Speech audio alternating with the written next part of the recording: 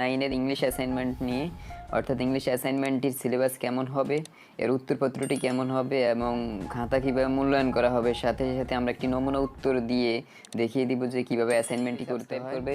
Bell icon click করে রাখবে যাতে করে পরবর্তী অ্যাসাইনমেন্টগুলোর আপডেট পেতে পারো। তো কভার পেজের মধ্যে প্রথমত হচ্ছে তোমার বিদ্যালয়ের নাম থাকবে, তুমি যে স্কুলে পড়ো সেই স্কুলের নাম থাকবে। যেমন আমি একটা উদাহরণস্বরূপ লিখলাম মণিপুর উচ্চ বিদ্যালয়, আমার পাশেই মণিপুর উচ্চ বিদ্যালয়, তাই আমি এটার নাম লিখলাম। তারপর হচ্ছে তারিখ, যেই তারিখে জমা দিবে, জমাদানের তারিখ সেটা লিখবে। শিরোনাম, তোমার অ্যাসাইনমেন্টে যে শিরোনাম সেটা লিখবে। তো আমি হচ্ছে আমাদের যেই ইংলিশ বইয়ে যেই অধ্যায়ের নামটা সেটাই শিরোনাম দিয়েছি, যেমন responsibilities, the ferry boat and the story of লিফি। তারপরে ছাত্র বা ছাত্রীর নাম, তুমি ছাত্র হলে ছাত্রের নাম আর ছাত্রী হলে ছাত্রীর নাম। যেমন আমি দিলাম আহমেদ আবদুল্লাহ, বিষয় ইংরেজি, শ্রেণী নবম, শাখা ক, রোল নাম্বার 1। এই হচ্ছে কভার পেজের নমুনা। এখন এটাকে তোমরা চাইলে কম্পোজ করে সুন্দরভাবে সাজিয়ে দিতে পারো, সেখানে অবশ্যই অ্যাড করে দিতে পারো। যেই তত্ত্বাবধায়কের কাছে যাবে, সেই শিক্ষকের কাছে যাবে, তা ওনার নামটা লিখতে পারো। আরেক পাশে তোমার ইনফরমেশন দিতে পারো, উপরে স্কুলের নাম, লোগো সহ দিতে পারো। আবার হাতে লিখেও জমা দেওয়া যাবে, এটা কোনো সমস্যা নেই। প্রথমেই আমরা অ্যাসাইনমেন্টের সিলেবাস নিয়ে কথা বলবো। তোমরা দেখতে পাচ্ছ first assign task unit 1, unit 4 lesson 4। Unit 1-এর লেসন 4 হচ্ছে রেসপন্সিবিলিটিস নিয়ে, এর হোম সেকশন সি। সেখানে কিছু প্রশ্ন রয়েছে সির মধ্যে, সেই প্রশ্নগুলোর উত্তর আমাদেরকে লিখতে হবে।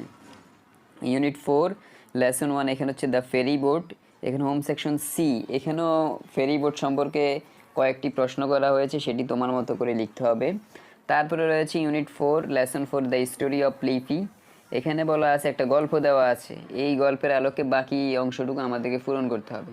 তো আমরা একটা একটা করে একটু পরে হচ্ছে একটা নমুনা উত্তর দিব, সেই উত্তরের আলোকে হচ্ছে আমরা আমাদের অ্যাসাইনমেন্টটি কমপ্লিট করব। এখন দেখো অ্যাসাইনমেন্ট ক্রাইটেরিয়াটা কেমন হবে, অর্থাৎ পেপার কীভাবে মূল্যায়ন করা হবে। প্রথমত হচ্ছে teacher will check students ability to use appropriate vocabulary for making list and give comment. Vocabulary stock ঠিক আছে কিনা সেটা দেখবে।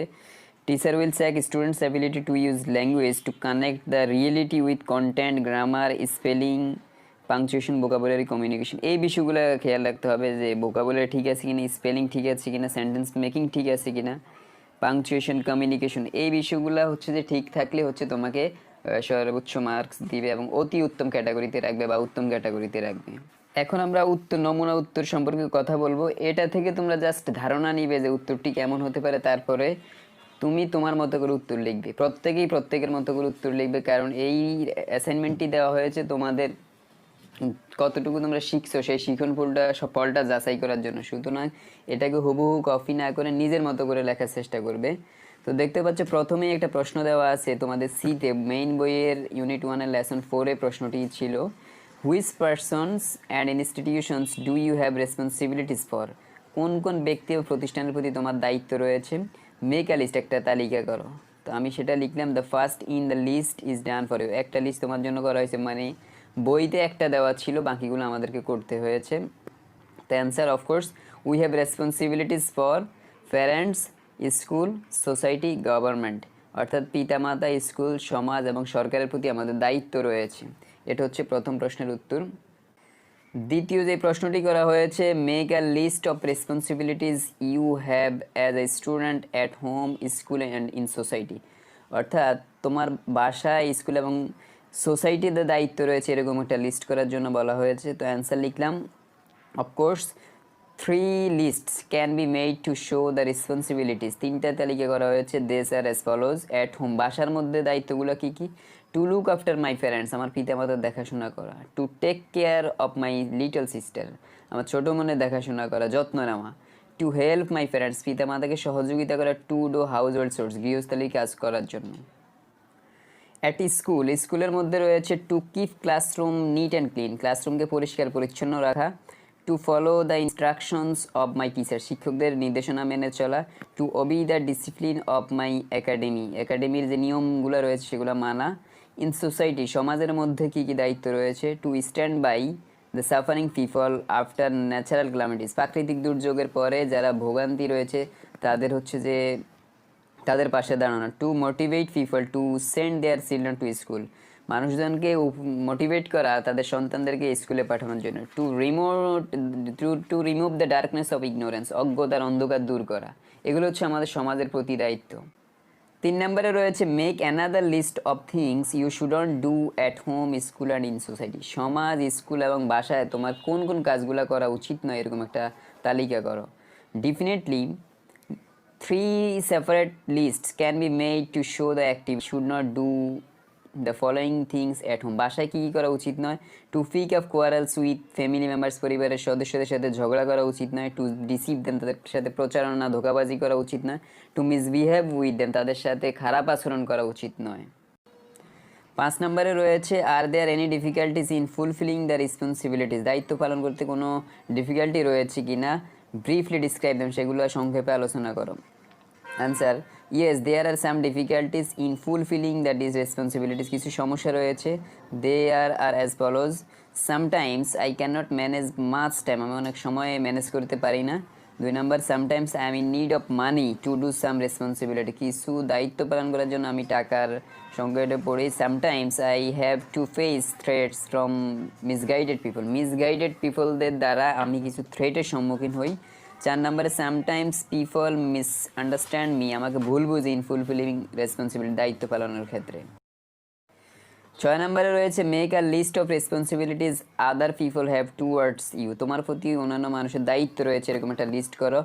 Briefly describe what might happen if they fail to fulfil their responsibility, কেউ যদি দায়িত্ব পালনে ব্যর্থ হয় তাহলে কী করতে পারে।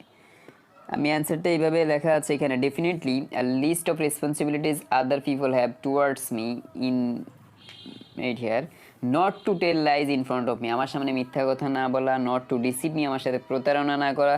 Not to show the wrong পথ টু ডু গো, আমাকে ভুল পথ না দেখিয়ে দেওয়া। এই কাজগুলো রয়েছে। 7 নম্বরের প্রশ্নটি রয়েছে what rewards are you likely to get if you fulfil other responsibilities, তুমি যদি তোমার দায়িত্ব পালন করো তাহলে কী প্রতিদান আশা করো। Answer, we should not do our responsibilities in the hope of getting rewards, প্রতিদান পাওয়ার আশা আমাদের কাজ করা উচিত নয়। বাট কিন্তু ইন দিস ওয়ার্ল্ড, এই পৃথিবীতে, things can not be done without praise or prize, প্রশংসা অথবা পুরস্কার ছাড়া এই সমাজে কোনো কাজই হয় না। So I hope to get 3 rewards but by fulfilling the response, 3টা রিওয়ার্ড চাই বাই ফুলফিলিং দ্য রেসপন্স, দায়িত্ব পালনের দ্বারা। 1 নম্বর হচ্ছে সেলফ কন্টেনমেন্ট, আত্মসন্তুষ্টি, প্রেজ, প্রশংসা। পিস অ্যান্ড প্রসপারিটি, শান্তি এবং সমৃদ্ধি। B number, what penalties or punishment may you get, তুমি কোন ধরনের শাস্তি পেতে পারো if you do not carry out your responsibilities, তুমি যদি তোমার দায়িত্ব পালন করতে না পারো তাহলে তুমি কোন ধরনের পেনাল্টি বা পানিশমেন্ট পেতে পারো। প্রশ্নের উত্তর, অন দ্য কন্ট্রারি, বিপরীত পক্ষে, if I do not research the responsibilities, আমি যদি আমার দায়িত্ব পালন ঠিকমতো না করি, I will certainly face some problems as penalties or punishment. These are as follows. 1 নম্বর হচ্ছে disappearance of mental peace and tranquillity, অর্থাৎ মানসিক শান্তি প্রশান্তির অনুপস্থিতি, অ্যান্ড এবং হেট্রেড ফ্রম সোশ্যাল, সামাজিক মানুষের দ্বারা হেট্রেড হওয়া। 3 নম্বরে hindrance to gain prosperity in life, জীবনে সমৃদ্ধি হওয়ার বাধা প্রদান হওয়া। 8 নম্বর যে প্রশ্নটি রয়েছে, what responsibilities do you think you can perform well when you go on a class picnic or when your school stages a play or part of its annual prize giving ceremony, picnic অথবা স্কুলের stage হওয়া, পুরস্কার বিতরণ অনুষ্ঠান হওয়া, কোনো নাটক হয়, এই সময় তুমি কী কী দায়িত্ব পালন করতে পারো। Answer, there is scope to discharge many responsibilities when I go on a class picnic, আমি যখন ক্লাস পিকনিকে যাই তখন অনেক দায়িত্ব পালন করার আছে। স্টুডেন্টস মে হ্যাভ প্রবলেমস, ছাত্রছাত্রীদের সমস্যা থাকতে পারে। I will help them to solve the problems, আমি তাদেরকে তাদের I will not take food earlier, আমি আগে খাবার খাবো না। I will distribute food among students and teachers, আমি ছাত্র এবং শিক্ষকদের মাঝে খাবার বন্টন করব। অন দ্য আদার হ্যান্ড, অপরপক্ষে, to food on a play, নাটক করার ক্ষেত্রে, ইন দ্য স্কুল ক্যাম্পাসে, I will help to make a stage করার ক্ষেত্রে আমি সাহায্য করব। I will motivate other students to work together, I will motivate, আমি মোটিভেট করবো, উৎসাহ দিব আদার স্টুডেন্টস, অন্যান্য ছাত্রছাত্রীদেরকে, টু ওয়ার্ক টুগেদার, একত্রে কাজ করতে। Who do you get help from to discharge the responsibilities you have listed in C1, অর্থাৎ C1 এ আমি যাদের প্রতি দায়িত্ব পালন লিখছি তাদের পক্ষ থেকে কী ধরনের সাহায্য পেতে পারি? How do they help you, তারা তোমাকে কীভাবে সাহায্য করতে পারে? Answer, all the people listed in C1 help me discharge my responsibility, আমার দায়িত্ব পালনে সাহায্য করতে পারে। মাই প্যারেন্টস ট্রেন মি, আমার পিতামাতা প্রশিক্ষণ দেয় আমাকে অ্যাট হোম, বাসায়। হাউ টু বি পাংচুয়াল, কীভাবে পাংচুয়াল হব, ট্রুথফুল হব, ডিসিপ্লিনড হব, অ্যাবভ অল অনেস্ট, কীভাবে সৎ হব। অন দ্য আদার হ্যান্ড, অপরপক্ষে, মাই টিচার্স ট্রেন, আমার শিক্ষকরা প্রশিক্ষণ মি আমাকে টু ডু সো, সেভাবে পালন করতে। They also help me to be patient, ধৈর্যশীল হওয়ার জন্য।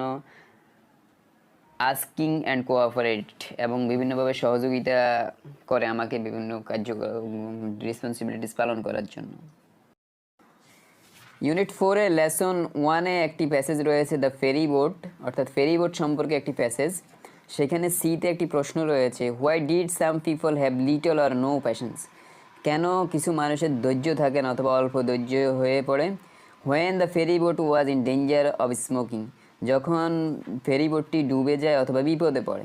এটার উত্তর হচ্ছে, আমি আমার মতো করে লিখছি, তোমরা এটা থেকে ধারণা নিয়ে নিজের মতো করে লিখবে। পিপল থট, মানুষজন চিন্তা করে, দ্যাট যে I storm was approaching and it was getting dark, যে কোনো সময় ঝড় আসতে পারে এবং হচ্ছে অন্ধকার হয়ে আসতে পারে। And if they couldn't cross the river, যদি তারা নদী ক্রস না করতে পারে ইনস্ট্যান্টলি, তাৎক্ষণিকভাবে, they might fall in a big problem, তারা বড় ধরনের সমস্যায় পড়তে পারে। In case of returning home, বাসায় ফেরার পরিবর্তে। সো সুতরাং, some of them became impatient, তাদের মধ্যে কেউ কেউ ধৈর্যহীন হয়ে পড়ে। To get into the boat, thought it seemed that the boat was overcrowded, এটা মনে করে যে বোটটা হচ্ছে ওভারক্রাউডেড। অ্যান্ড এবং in the danger of sinking, এবং যে কোনো সময় ডুবে যেতে পারে, এটা চিন্তা করে তারা হচ্ছে যে ধৈর্যশীল থাকে না, ধৈর্যহীন হয়ে পড়ে। 2 নম্বরের প্রশ্নটি হচ্ছে, no more please wait, who said this, explain in 2 or 3 sentences. এই যে নো মোর প্লিজ ওয়েট, এটা কে বলেছিল? এটা 2-3টা সেন্টেন্সের মধ্যে ব্যাখ্যা করতে বলা হয়েছে। Answer, the boatman of the ferry boat said this, boatman বলল এই কথাটি। Every passenger was trying to get into the boat, প্রত্যেকেই বোটে উঠতে চেষ্টা করতেছিল। বাট কিন্তু দ্য বোটম্যান কুড রিয়েলাইজ, বুঝতে পারলো, the consequence of the impatience. So he was earnestly requesting the passengers to wait for the next term. পরবর্তী টার্মের জন্য সবাইকে অপেক্ষা করতে বলেছিলেন। 3 নম্বর প্রশ্নটি হচ্ছে, অ্যান্সার দ্য কোশ্চেন্স বিলো, নিচে প্রশ্নগুলোর উত্তর দাও। A number, if we have too many buyers of fish in the market, what in likely to happen, কী করতে পারে? অ্যান্সার হচ্ছে, if we have too many buyers of fish, মাছের যদি অনেক বেশি বায়ার থাকে, ইন দ্য মার্কেটে, the demand of the fish will be bigger than the supply থেকেও দামটা বেশি হয়ে যাবে। Then the market will be unstable and the prices of fish will be very high, অনেক বেশি হয়ে যাবে। People won't be able to buy them, মানুষ সেটা কিনতে পারবে। বি নাম্বার প্রশ্নটি রয়েছে, if we have too many passengers of a bus or train station, what may happen, কী করতে পারে? Answer, if we have too many passengers at a bus or train station, the buses or trains will be overcrowded, অতিরিক্ত মানুষ হয়ে যাবে, and এবং they will be in danger of facing accident, যে কোনো সময় অ্যাক্সিডেন্ট ফেস করার মতো বিপদে পড়তে পারে। Moreover, all the passengers waiting cannot give to do or train will be late in their work. C number প্রশ্নটি হচ্ছে, if we have too many people in a village, আমাদের গ্রামে যদি অনেক বেশি মানুষ হয় অথবা টাউনে, সিটিতে, হোয়াট উইল হ্যাপেন, কী করতে পারে? Answer, if we have too many people in village, town or city, all the people can not get their basic necessities of life, তাদের মৌলিক চাহিদা যে জিনিসগুলো, প্রয়োজনীয় জিনিস, সেগুলো পাবে না। The effect of over population will be seen in all the sector, সকল সেক্টরেই অতিরিক্ত ওভার পপুলেশনের যে ইফেক্টটা রয়েছে, প্রভাবটা, সেটা দেখা যাবে। ইউনিট 4-এর লেসন 4-এ একটি গল্প রয়েছে, দ্য স্টোরি অফ নীলা, নীলার গল্প। এখানে আমাদের অ্যাসাইনমেন্টের যেই সিলেবাস, সেইখানে নির্দেশিকার মধ্যে ছোট একটি গল্প দিয়েছে, সেটার বাকি অংশ আমাদেরকে পূরণ করতে বলা হয়েছে। তো প্রথম যেখানে যে অংশটুকু দেওয়া আছে সেটা আমরা পড়ছি। Nila, a young girl of 14, is a student of class 9 of Noapara girls high school. Noapara girls high স্কুলের 9ম শ্রেণীর ছাত্রী হচ্ছে Nila. She was a poor girl, সে একটা গরিব ছাত্রী। গরিব মেয়ে, বাট কিন্তু had an aspiration to help her family, তার পরিবারকে সাহায্য করার জন্য তার উচ্চ আকাঙ্ক্ষা রয়েছে, ফর এ বেটার লাইফ, ভালো জীবনযাপনের জন্য। On her way to school, তার স্কুলের পথে a boy named Alam, Alam নামের একটি বালক use to tease her very often, প্রায় তাকে টিজ করতো, বিরক্ত করতো, বাট কিন্তু শি ডিডন্ট গেট ফ্রাস্ট্রেটেড, সে হতাশ ছিল না। এই গল্পটুকু রয়েছে। এখন বাকি অংশটুকু আমাদের মিলাতে হবে according to the story of Nila. আমাদের বইতে যে ইউনিট 4-এর লেসন 4-এর মধ্যে যে নীলার গল্পটি রয়েছে সেটার আলোকে আমরা বাকি অংশটি এখন মিলাবো। তো আমরা শুরু করবো এইভাবে যে rather she wanted to pursue her studies, কিন্তু সে তার পড়াশোনা চালিয়ে যেতে চেয়েছে। Nila is the eldest of 5 children, 5 বোনের মধ্যে সবচেয়ে বড় বোন হচ্ছে নীলা। 3 daughters of 2 sons. Their father is a day laborer, তাদের পিতা একজন দিন মজুরি, working on other people's land, and mother is a homemaker, মা ছিলেন homemaker, and part time worker of other family homes. The parents, particularly the mother, found it real difficult to raise 5 children on the small income of the father. পিতার এই ছোট income দিয়ে 5 সন্তানকে লালন পালন করা খুবই কষ্টকর। Her father, তার পিতা, her father saw Alam was the only son of a farmer. Alam একজন সেম ভিলেজ, একই গ্রামে। আলম ওয়াজ উইডোয়ার, বিপত্তিক, বাট কিন্তু ওয়েল অফ, ভালো। সুতরাং নীলাস ফাদার, নীলার পিতা, wanted that to marry her off, but Neela was not ready to accept, গ্রহণ করতে নীলা রাজি ছিল না, what other parents her parents wanted to impose on her. Nila first talked with her friends, তার ফ্রেন্ডসদের সাথে কথা বললো, অ্যান্ড এবং দেন উইথ হেডমাস্টার, হেডমাস্টারের সাথে কথা বললো। He called a meeting of the teacher, শিক্ষকদের একটা মিটিং ডাকলো, অ্যান্ড এবং স্টুডেন্ট, ছাত্রছাত্রীদের সহ, অফ দ্য স্কুলের। He also invited the school managing committee member, school managing committee মেম্বারদেরকেও আমন্ত্রণ জানালো।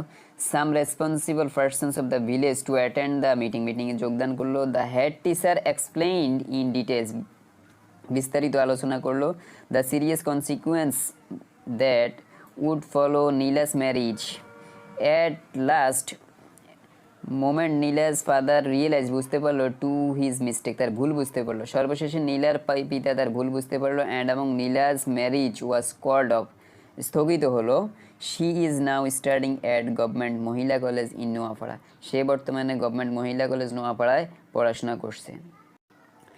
এই হচ্ছে অ্যাসাইনমেন্ট। আমরা আমাদের মতো করে একটা নমুনা উত্তর দিয়েছি।